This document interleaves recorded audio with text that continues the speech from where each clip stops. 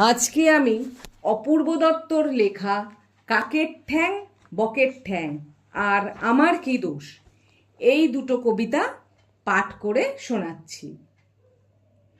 কাকের ঠ্যাং বকের ঠ্যাং। কাকের বাড়ি কাকদ্বীপে আর বকের বাড়ি বকখালি, ছুতোই না তাই দুজনেতে ঝগড়া করার শখ খালি। কাক যদি যায় উত্তরে বা বক যাবে ঠিক দক্ষিণে, কাককে বলে ভূভারতে আমার মতো পক্ষী নেই। কাক বলে দূর, তোর তো কেবল গায়ের রঙই ভরসা, দেখিয়ে দিতাম হতাম যদি তোর মতো ঠিক ফর্সা।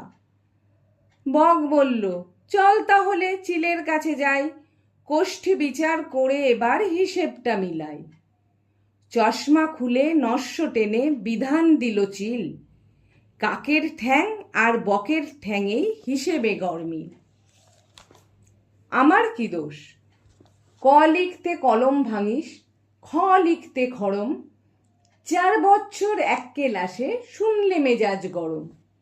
সারা দুপুর করিসটা কি, ঘুম নেই তোর চোখে? এত বকি তবু কি তোর মাথায় কিছু ঢোকে? এই শুনে রাখ, লাস্ট ওয়ার্নিং, সময় দিলাম 6 মাস, এর মধ্যেই শিখতে হবে সন্ধি এবং সমাস। 6 মাস শুনেই আনন্দেতে দুহাত তুলে নাচছ, এরপরে তো ঘুম ছোটাবে কারক বচন বাচ্চ। বাংলা গ্রামার মানেই হলো মাথার ওপর খাঁড়া, নত্য সত্য লিঙ্গ পুরুষ বিভক্তি বাগধারা। পুজোর ছুটির 2 মাস যেন নষ্ট না হয় হেলায়, ভুলেও যেন না দেখি ফের মন দিয়েছিস খেলায়। ব্যাপারটা কি ঠায় দাঁড়িয়ে দেখছিস কি শুনি?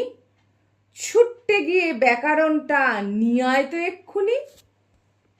পাচ্ছিস না? দেখ খুঁজে দেখ, এইটুকুন তো বাড়ি। বল দেখি তোর কবের থেকে বইয়ের সঙ্গে আরি।